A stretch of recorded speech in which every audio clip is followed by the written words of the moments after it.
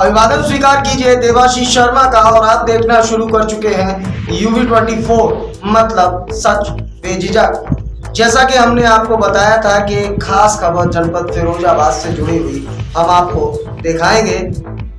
इस खबर का शीर्षक भी हमने आपको एक ट्रेलर में दिखाया था कि आखिरकार बाबा योगी आदित्यनाथ का बुलडोजर जनपद फिरोजाबाद में कब चलेगा। यह बात इसलिए भी लाजमी है क्योंकि लगातार उत्तर प्रदेश के जनपदों में बाबा का बुलडोजर चल रहा है, तो फिर उस बुलडोजर का डर जनपद फिरोजाबाद में क्यों देखने को नहीं मिला।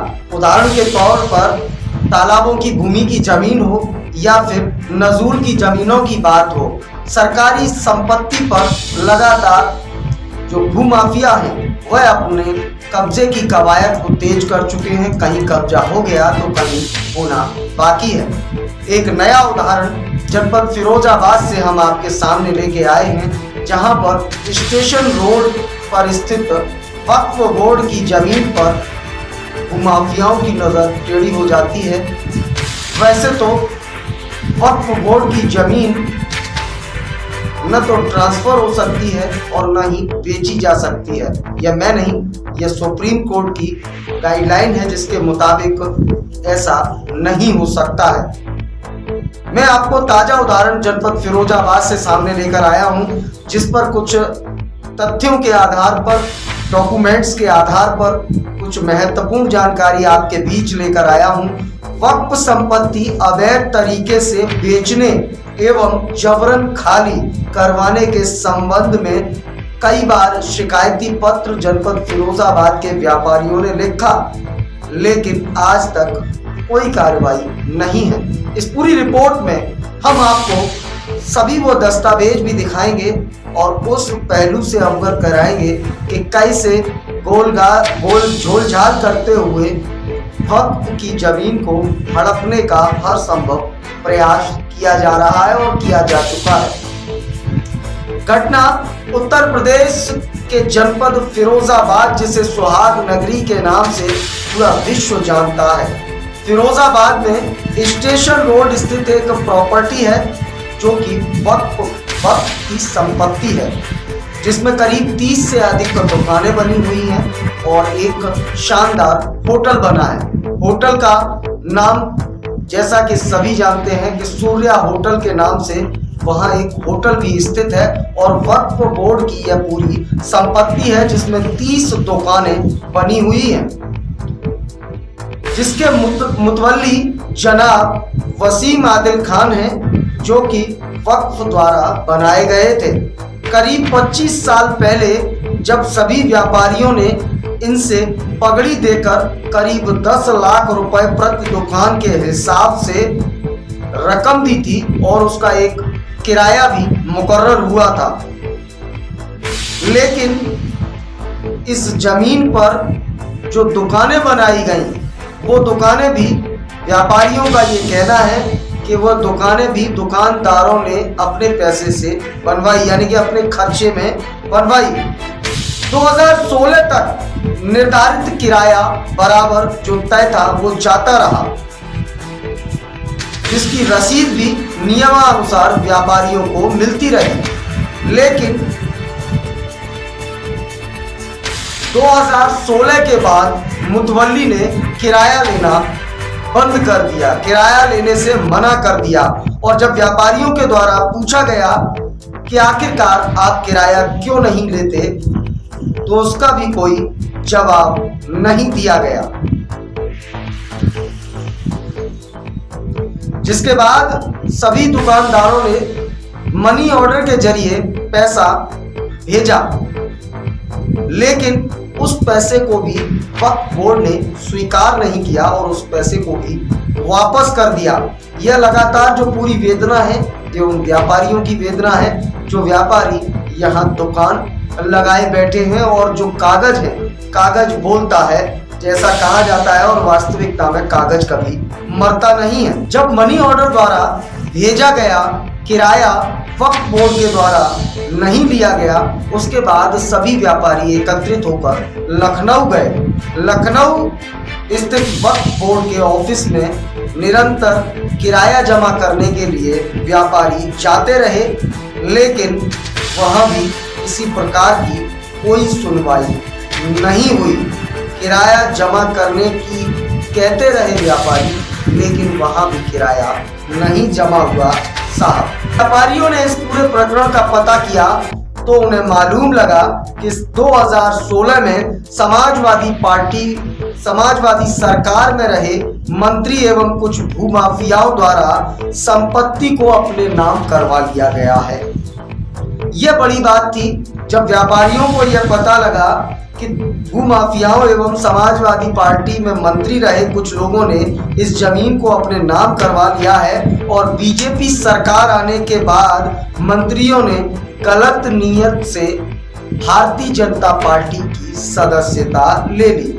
व्यापारियों ने आरोप लगाते हुए कहा, हम सभी व्यापारियों पर निरंतर दबाव बनाया जा रहा है कि दुकानें खाली करो, और हम लोगों को जान से मारने की धमकियां भी दी जा रही हैं। हम सब बहुत छोटे व्यापारी हैं, हमारी पूरी जिंदगी की जमा पूंजी यही दुकान है, इसी से हमारे परिवार चलते हैं और इसी से हमारा भरण पोषण होता है। हमारे सामने आत्महत्या के सिवाय और कोई चारा नहीं है।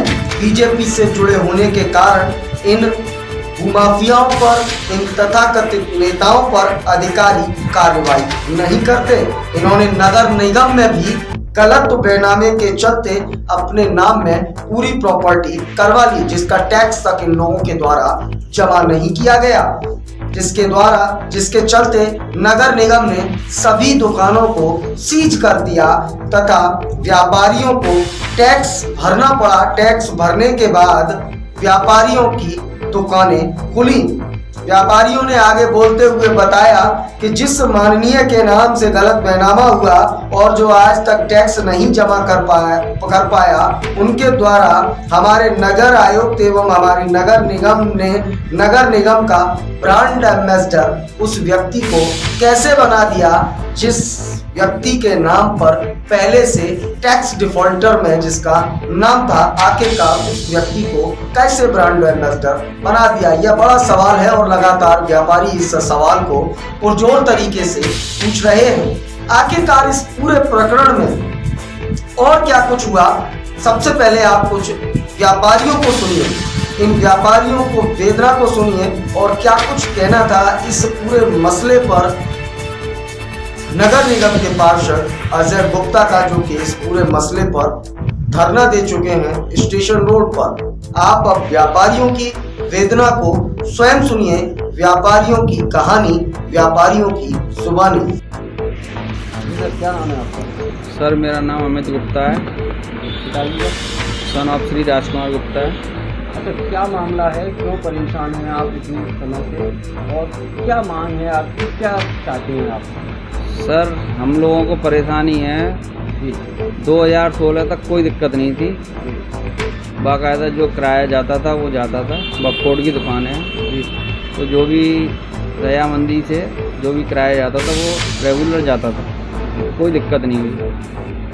हमारे जो मकान मालिक हैं वक्फ बोर्ड के, उन्होंने जैसे भी हुआ हो उन दोनों के बीच में जो है वक्फ बोर्ड की जगह कभी भी बिक नहीं सकती है। 2013 में जो पारित हो चुका है, लेकिन उसके बावजूद फिर भी 2016 में रजिस्ट्री हो गई, यानी वक्फ बोर्ड की जगह में रजिस्ट्री हो गई। कितनी बड़ी बात है। कैसे हुई ये तो आप सब लोग जानते होंगे।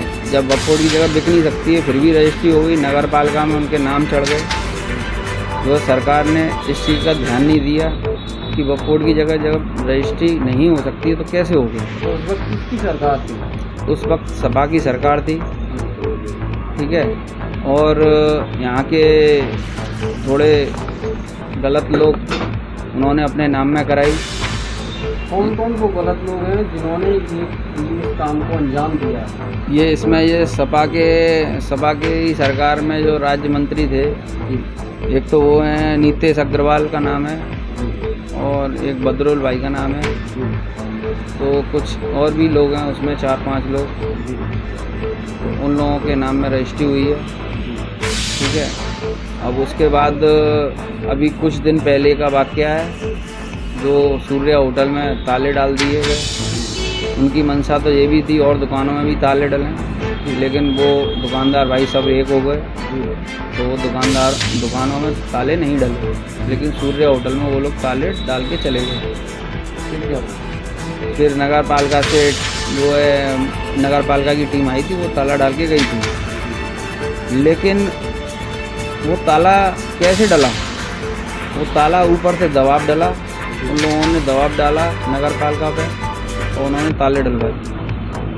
फिर हम लोगों ने बात की तो फिर सब दुकानदार भाइयों ने 20-20 हज़ार के चेक दिए। सूर्या होटल ने 2 लाख रुपए का चेक दिया, लगभग 4.25-4.5 लाख रुपए उसमें जमा किए नगर पालिका में, तब कहीं जाके वो ताला खुला।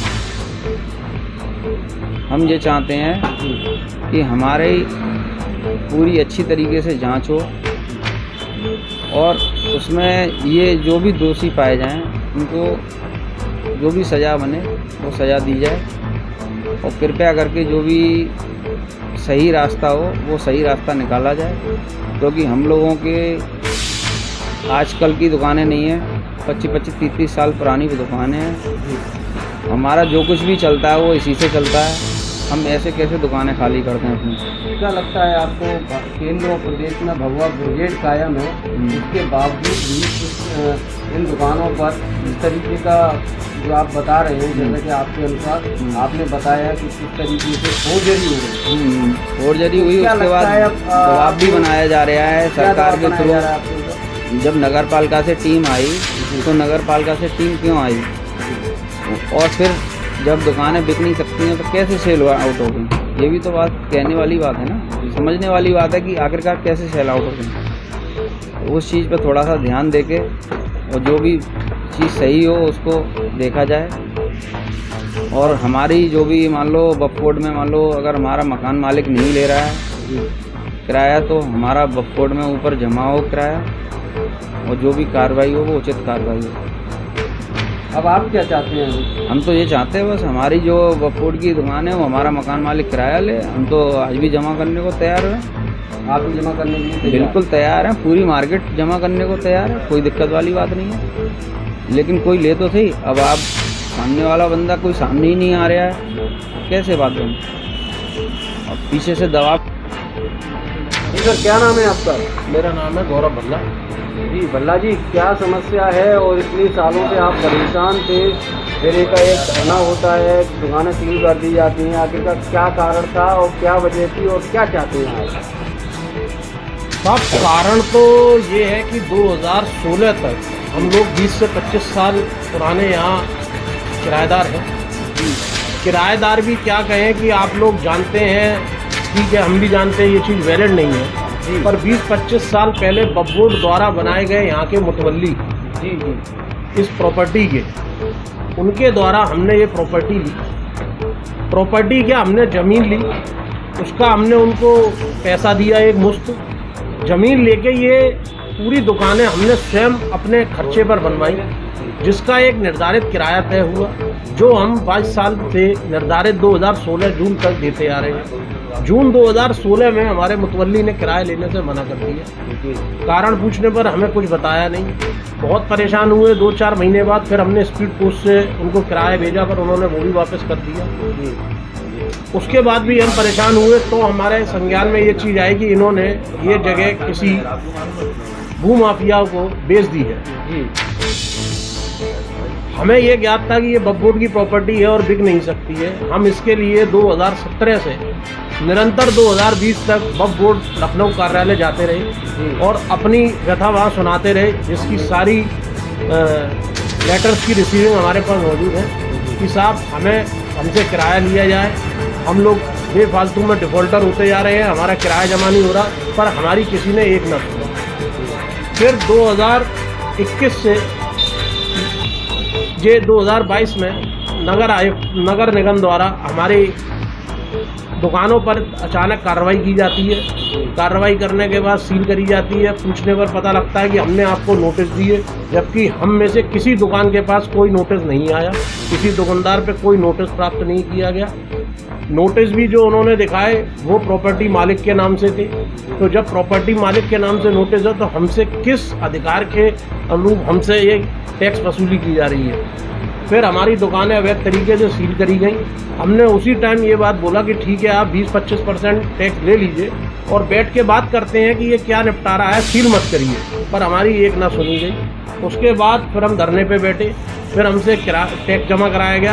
अब रसीद हमें दोबारा करके हमारे नाम पे काटी गई है। अब हमारा सिर्फ और सिर्फ यही योगी सरकार से, वहाँ के जिलाधिकारी से यही आग्रह है कि कृपया इस प्रॉपर्टी की जांच कराई जाए।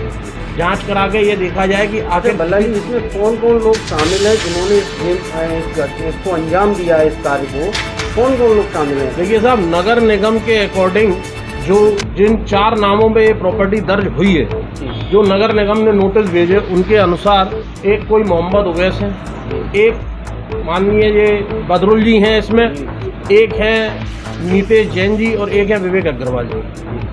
ये इन चारों के नाम पे ये प्रॉपर्टी हुई है जो कि नगर निगम में दर्ज है। उसके आधार पर मैं आपको बता रहा हूँ और हम पे निरंतर दबाव बनाया जा रहा है प्रॉपर्टी खाली करने को लेकर। निरंतर कई अलग अलग तरीकों से हम पे दबाव बनाया जा रहा है। ना ही हमें व्यापार करने दिया जा रहा है, ना ही हम बड़े परेशान हैं। और हम सरकार से और सभी से यही हाथ जोड़ के विनती करते हैं, कृपया इसकी जांच कराई जाए और जांच करा के हमारे संग न्याय दिलाया जाए। क्या लगता है पूरे उत्तर प्रदेश, केंद्र और प्रदेश में भगवा ब्रिगेड कायम है? एक तरफ कहा जाता है जीरो टॉलरेंस की सरकार चल रही है, वही नगर निगम ने इतना बड़ा फेल कर दिया। क्या कहना चाहेंगे आप? अब नगर निगम में सारी मिली भगत है। मैं किसी का नाम नहीं लेना चाहता हूं क्योंकि मेरे पास उस चीज़ के साक्ष्य मौजूद नहीं है, तो मैं किसी का नाम नहीं लेना चाहता हूं। मैं तो उच्च स्तरीय अधिकारियों से यही आग्रह करता हूं कि आप इसकी निष्पक्ष जांच कराई जाए। दूध का दूध, पानी का पानी आप लोगों के सामने आ जाएगा।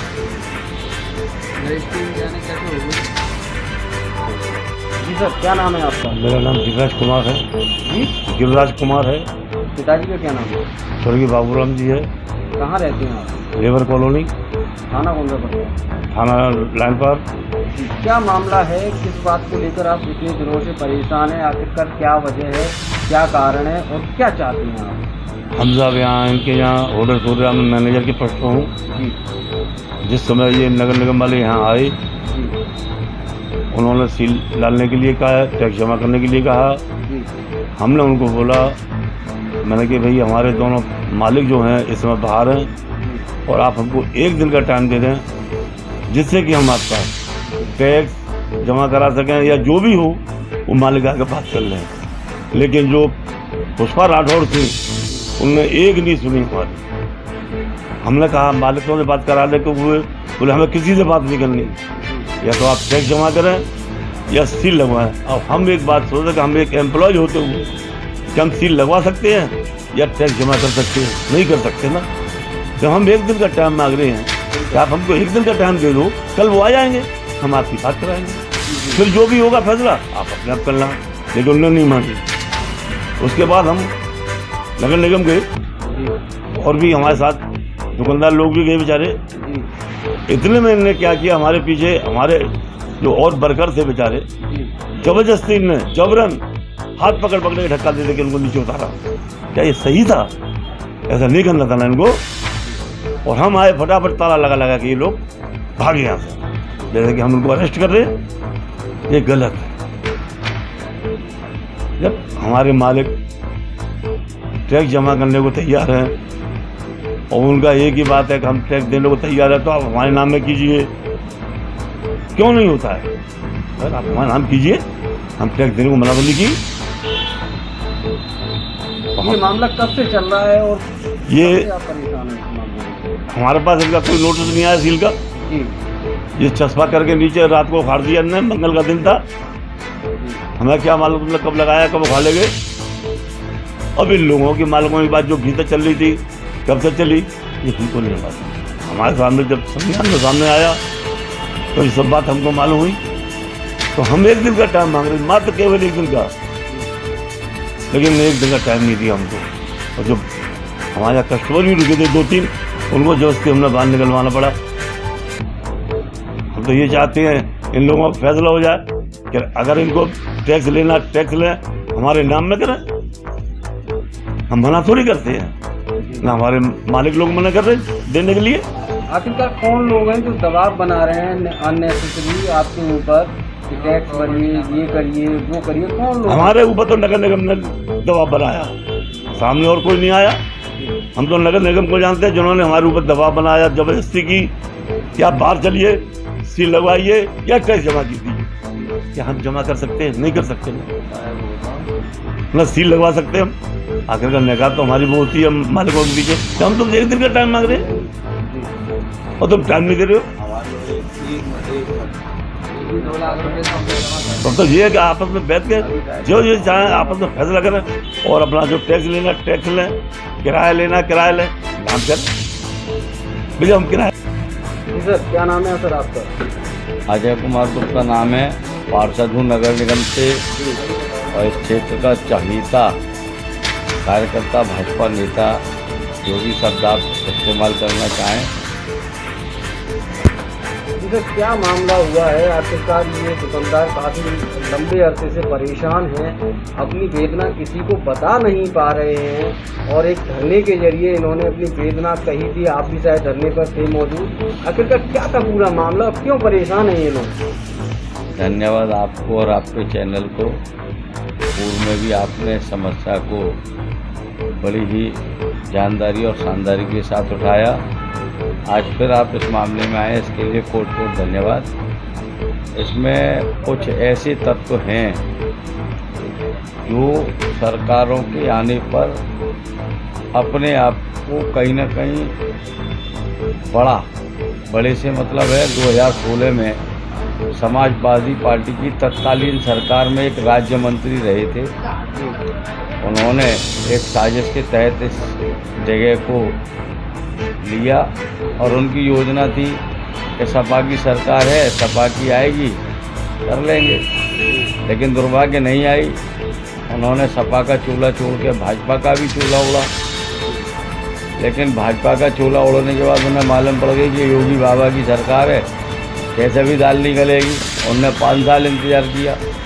5 साल इंतज़ार करने के बाद आपने देखा होगा पूरे प्रदेश में एक लहर चली कि आ रहे हैं अखिलेश, युवाओं की तैयारी, अखिलेश की बारी, ये सारे चले। लेकिन बाबा का काम जो मुहिम भारतीय जनता पार्टी के राष्ट्रीय नेतृत्व से लेकर बूथ स्तर तक हम लोगों को दी गई कि प्रदेश में भूमाफिया गुंडाराज कतई बर्दाश्त नहीं किया जाएगा। जनता ने हमको द्वारा जनादेश दिया, हम सरकार में आए। लेकिन इन लोगों के मंसूबों पर पानी फिरता दिखा। इनको लगा कि फिर 5 साल के लिए हम गड्ढे में जा रहे हैं। इन्होंने एक खेल खेला, नगर निगम फिरोजाबाद के अधिकारियों को सेटिंग बना करके टैक्स वसूली के नाम पर यहाँ ताले डलवाने का काम किया। और बिल्कुल कट सत्य जो जानकारी निकल के आई वो ये है, अगर उस दिन मैं यहाँ नहीं आता और जो दुकानदारों को लेकर के मैं विरोध नहीं करता तो उस दिन यहाँ एक बहुत बड़ा उनका प्लान था, गेम प्लान, वो उसमें सक्सेस हो जाते और उस स्थिति में इन दुकानदारों को सड़क पर बाहर खड़ा होना पड़ता। लेकिन माता रानी की कृपा, योगी बाबा का आशीर्वाद, माननीय प्रधानमंत्री जी का धन्यवाद कि सरकार की गतिशीलता के कारण हम लोग ज़मीन पर बैठे और ज़मीन पर बैठने के बाद 72 घंटे बाद भारतीय जनता पार्टी के प्रदेश नेतृत्व ने संज्ञान लिया। भारतीय जनता पार्टी के विधायक माननीय मनीष असीजा जी इसमें लगे रहे। भारतीय जनता पार्टी के जिलाध्यक्ष राकेश संघवार जी ने भी इसमें अपनी भूमिका अदा की और भी कई लोगों ने अपनी अपनी भूमिका अदा की। और लास्ट में हमारी शर्तों पर किराएदार जो हैं इनके नाम से चेक जमा करे गए और ये तय हुआ कि विधिवत रूप से किराएदारों के नाम नगर निगम में चढ़ेंगे। ये हमारी बहुत बड़ी जीत हुई और भारतीय जनता पार्टी का जो विश्वास है कि किसी भी तरीके के भूमाफिया को हम पनपने नहीं देंगे। आपने देखा होगा अभी परसों के रोज छपरिया में एक मोड़ा कनेटा के मुल्ला के नगले के हैं, उन्होंने प्रयास किया था। लेकिन सरकार का जो मानसिकता है, बुलडोजर जो चल रहा है, उसके तहत भारतीय जनता पार्टी की सरकार ने जो आदेश अधिकारियों को दिए उसमें उसको एक लंबी व्यवस्था के साथ जेल भेजने का काम सरकार। एक बात समझ में नहीं आती, जैसे मरे हुए व्यक्ति के नाम में रजिस्ट्री हो जाना कहाँ तक नगर निगम का ये रवैया है, और आपको क्या लगता है इसमें कौन कौन अधिकारी सम्मिलित हैं और देखिए, कौन लोग हैं वो लोग जो सफ़ेद पोश में नकाब पहने हुए बैठे हुए हैं? देखिए, मैं अभी इतना ही कहना चाहूँगा, ये पूरा मामला हाई लेवल पे चल रहा है। जी मुख्यमंत्री जी की टेबल पे शायद मैं समझता हूँ सोमवार या मंगल में ये मामला पहुँच जाएगा। जी सचिवालय में पहुँच चुका है, विधिवत जांच चालू हो चुकी है और इसमें अगले हफ्ते में बहुत अच्छे सकारात्मक परिणाम आने वाले हैं। क्योंकि आज जाने की थी लखनऊ, लेकिन नवदुर्गा व्रत चल रहे हैं, इस वजह से नहीं जा पाए हैं, लेकिन हमें समय मिल गया है और आगामी। तो आपने सुना किस तरीके से व्यापारियों ने अपनी वेदना को रखा। व्यापारियों ने आगे बोलते हुए हमारे अंडर कवर एजेंट को बताया कि जिस माननीय लोगों के खिलाफ, जिन माननीय लोगों के नाम में यह गलत बैनामा हुआ है और जो टैक्स जमा नहीं कर रहा, उसके नाम हमारे नगर आयुक्त एवं हमारे नगर निगम ने उस व्यक्ति को ब्रांड एम्बेसडर कैसे बनाया, इसको मिली भगत नहीं कहेंगे तो क्या कहेंगे। कुछ बिंदुवार सवालों के माध्यम से पूछना चाहते हैं कि सवालों के जवाब हमें कब मिलेंगे। बीजेपी की सरकार में भी हमें वही देखना पड़ेगा, वही झेलना पड़ेगा जो कि हम पूर्व में झेलते आए हैं, तो फिर हम कैसे योगी जी भरोसा करें। इतने कड़े प्रतिबंध होने के बावजूद भूमाफिया कैसे अपना दबदबा बना रहे हैं, कैसे इनके सारे काम हो रहे हैं। योगी जी आखिरकार हम व्यापारियों को न्याय कब मिलेगा। अपनी वेदना को व्यक्त करते हुए लगातार ईमेल व्यापारी कर रहे हैं, जगह जगह पत्राचार कर रहे हैं, माननीयों से मिल रहे हैं कि साहब आप ही हमारा इस पूरे मामले का निपटारा कर दो। अब इस पूरे मामले में जो सवालों की फेहरिस्त है, इस पूरे मामले से तमाम सवाल उठ खड़े होते हैं। नंबर 1 सवाल यह उठता है कि करोड़ों की इस प्रॉपर्टी के बदले में, करोड़ों की इस प्रॉपर्टी की बदले में कौड़ियों की जगह वक्फ बोर्ड को दी गई। बिना जांच कैसे वक्फ बोर्ड ने यह डील स्वीकार कर ली, यानी कि वक्फ बोर्ड की भी भूमिका इसमें संदिग्ध नजर आती है। तो यह सवाल भी लाजमी बन जाता है। नंबर 2, माननीय उच्चतम न्यायालय की 2013 की रूलिंग के अनुसार वक्फ की प्रॉपर्टी न तो बिक सकती है और न ही किसी भी व्यक्ति के नाम में ट्रांसफर हो सकती है, जिसकी रूलिंग प्रतिलिपि भी साथ में मौजूद है। नंबर 3 पर सवाल यह उठता है कि 2017 से 2020 तक लगातार व्यापारियों के द्वारा वक्फ बोर्ड में यह सूचना दी गई कि किराया जमा करा लिया जाए और इसकी जांच करवाई जाए, लेकिन अब तक उस पर भी कोई कार्रवाई नहीं हुई, जिसकी एप्लीकेशंस की कॉपी भी व्यापारियों ने मुहैया कराई है। इसी प्रकार अगर हम बात करें तो नंबर 4 पर सवाल यह उठता है कि नगर निगम के टैक्स डिफॉल्टर इंसान को आखिरकार नगर निगम ने कैसे ब्रांड एम्बेसडर बना दिया। यह सवाल बड़ा है, क्योंकि जब मालूम था कि निगम का टैक्स चोरी कर रहा है तो ऐसे टैक्स चोर पर साहब मेहरबानी क्यों। इस सवाल का जवाब भी नगर आयुक्त, महापौर एवं नगर निगम के अधिकारियों को देना होगा। अगला सवाल नंबर 5 कि आखिरकार नगर निगम द्वारा गलत डीड पर कैसे इन भूमाफियाओं के खिलाफ प्रॉपर्टी ट्रांसफर कर दी गई। इसमें निगम की कॉपी भी व्यापारियों ने बकायदा संलग्न करके भेजी है। नंबर 6 पर सवाल यह उठता है कि नगर निगम द्वारा मालिक से टैक्स वसूली क्यों नहीं, दुकानदारों का उत्पीड़न आखिरकार क्यों और किसके अधिकार से किया गया। यह सारे सवाल लगातार वह व्यापारी पूछ रहे हैं और इन व्यापारियों में कई व्यापारी ऐसे हैं जो कि धरना पूर्व में दे चुके हैं, लेकिन अब तक सुनवाई नहीं है। तो आप समझ सकते हैं कि यह मामला अरबों का है। अगले अंक में हम आपको यह भी बताएंगे कि कौन कौन वो लोग हैं जिनके नाम में यह प्रॉपर्टी ट्रांसफर हुई और कैसे भूमाफिया लोग कौन थे जिन्हें ब्रांड एम्बेसडर बनाया गया और कौन वो लोग हैं जो वास्तविकता में इस पूरे मामले में समाजवादी पार्टी से भारतीय जनता पार्टी में केवल इसी मकसद से आए थे कि साहब हमें केवल अपनी जमीन को साफ कराना है। क्योंकि ये सवाल लगातार, ये आरोप व्यापारी अब लगा रहे हैं और व्यापारी सवाल पूछ रहे हैं और सवाल पूछा जाना लोकतांत्रिक मौलिक अधिकार है और इन सवालों के जवाब देना आपकी नैतिक जिम्मेदारी है। तो साहब बाबा योगी आदित्यनाथ जी, आखिरकार आपका बुलडोजर कब फिरोजाबाद में चलेगा? क्योंकि यहाँ तो भूमाफिया आपके ही साए में पलते दिखाई दे रहे हैं। क्योंकि आपके ही नेताओं की छत्र छाया में कुछ नेताओं को संरक्षण दिया गया, जिन्होंने वक्फ की ही संपत्ति का बंदर बांट कर डाला। वहीं नजूल की जमीनों पर भी फिरोजाबाद में कब्जे जारी है।